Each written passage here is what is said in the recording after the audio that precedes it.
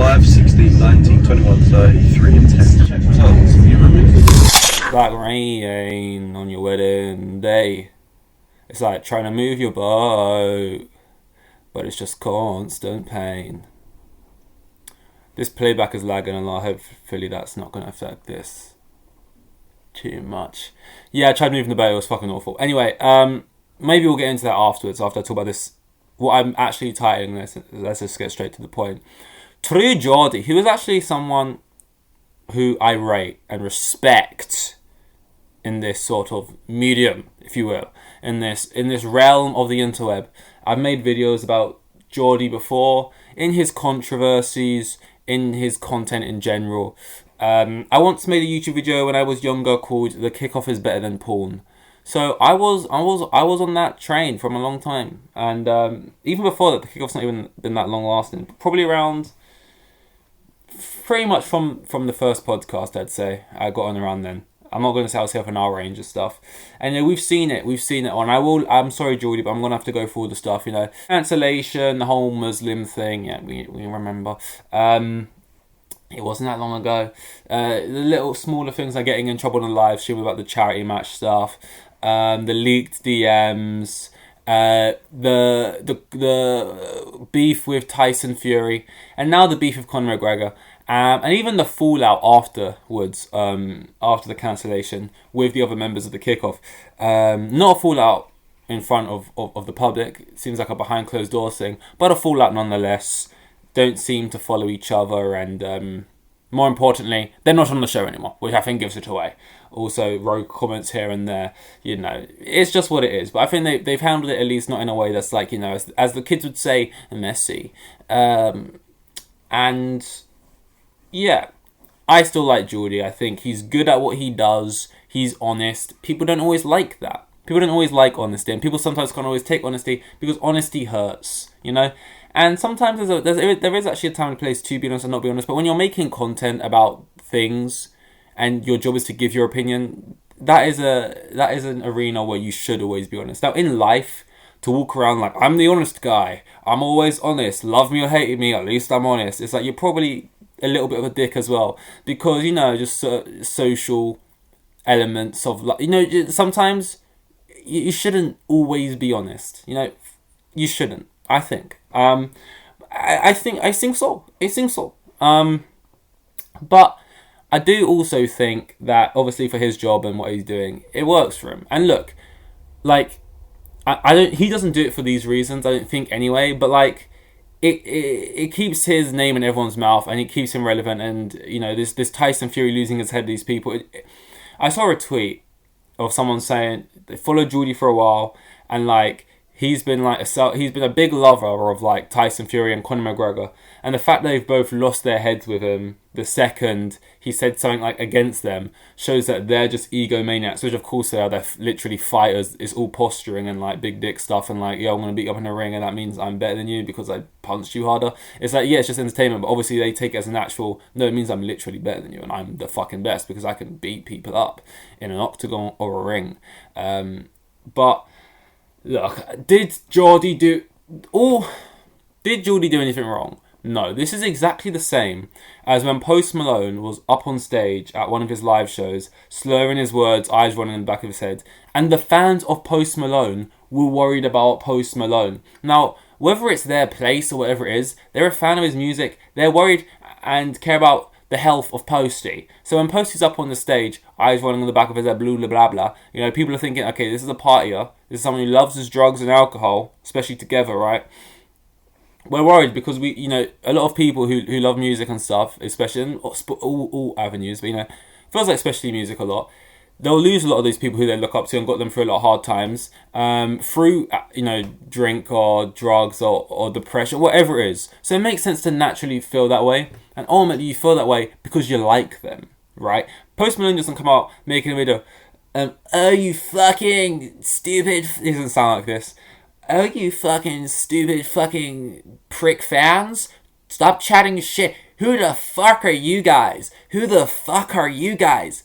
And it's like, we're the guys who are paying to be at your shows, we're the guys who have like bought your albums on vinyl and stuff. Like, he's not going to come out and say that. At most, if he was going to acknowledge it, he'd be like, hey guys, appreciate all the love and support. I appreciate you guys just looking out for me, but I promise you I'm all fine, right? He's going to say it. And whether that's true or not, that's what he would come out and say at most. Conor McGregor, it's like, who are you fucking fathead Eastrogen cunt looking like a fucking big milky titties? This is, I turned Jamaican. But like any normal person wouldn't say that. And when you also, it works the same way. When you say, who are you, True Geordie?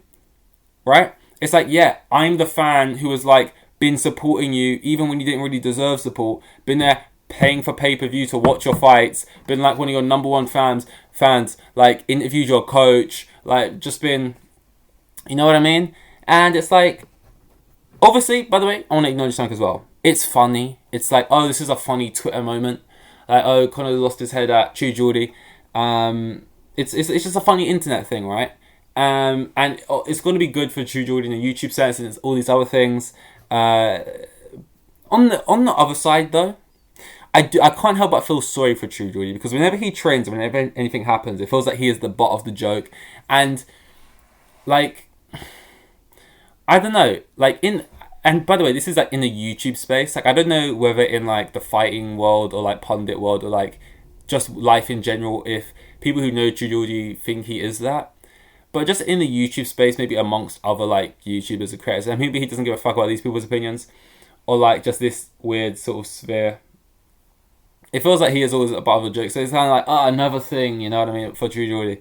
And then secondly, it's like, he'll make jokes and be like, oh, check this out. Like, the first thing he did was link the original video after that tweet that went viral. Like, check it, I'll show you all this way type thing. So like, it is good for him, but at the same time, it's like, I can't think of someone off the top of my head who like work I really appreciate. It'd probably be like an actor or someone.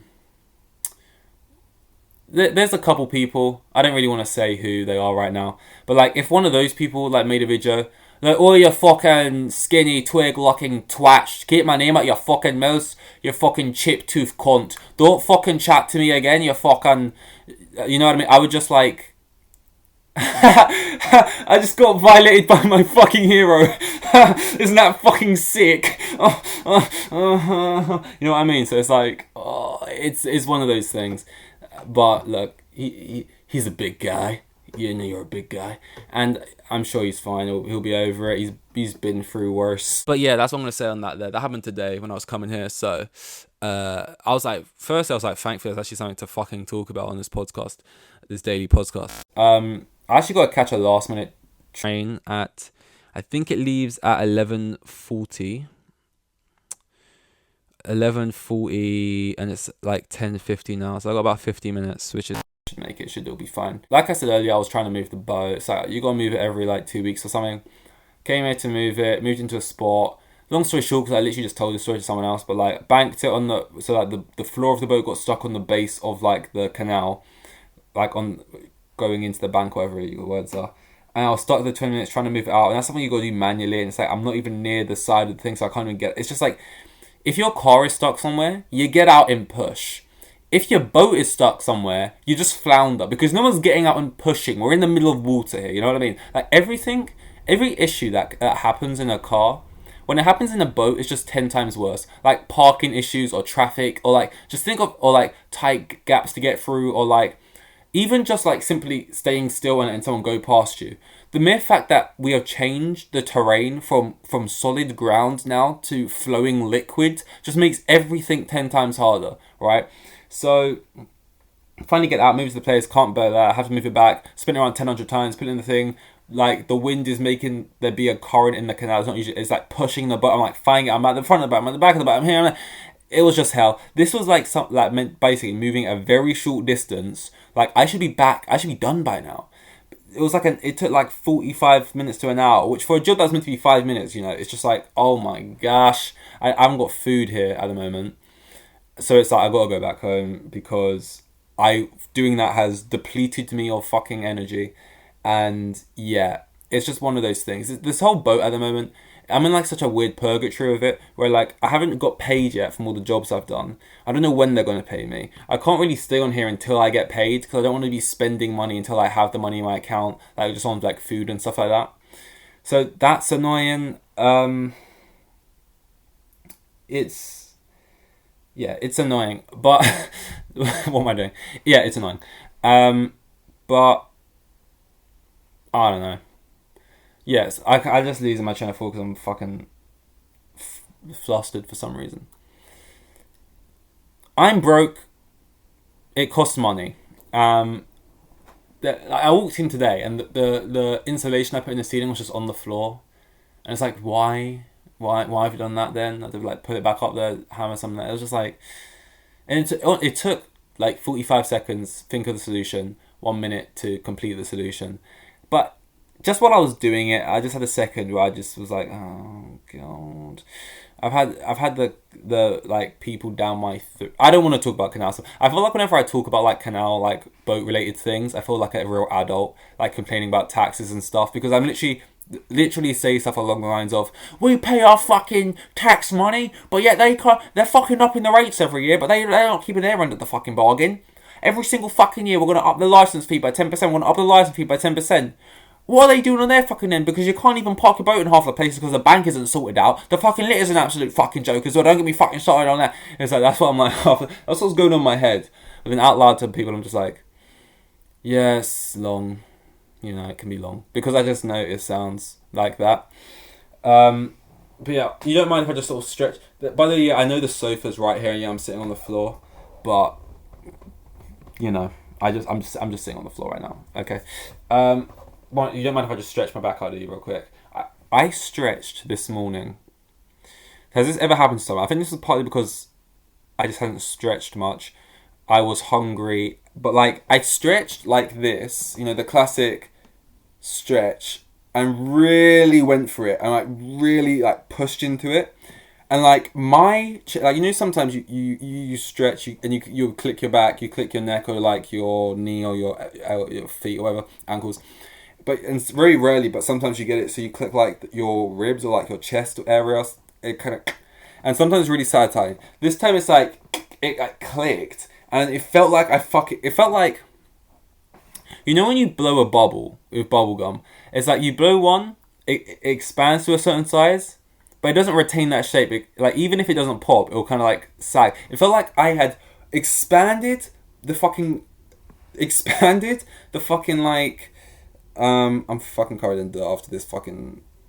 Anyway, but I expanded like the lining of my stomach. It didn't pop, but like the bag was now just bigger, and it like sagged inside of me. And it was like, oh no, oh. So I stretched. It was like, oh no, and I felt like I was temporarily dying. It wasn't that bad, but it was weird. I think it was to do with hunger and kind of just poor self looking after. Yeah, I need to stretch my back.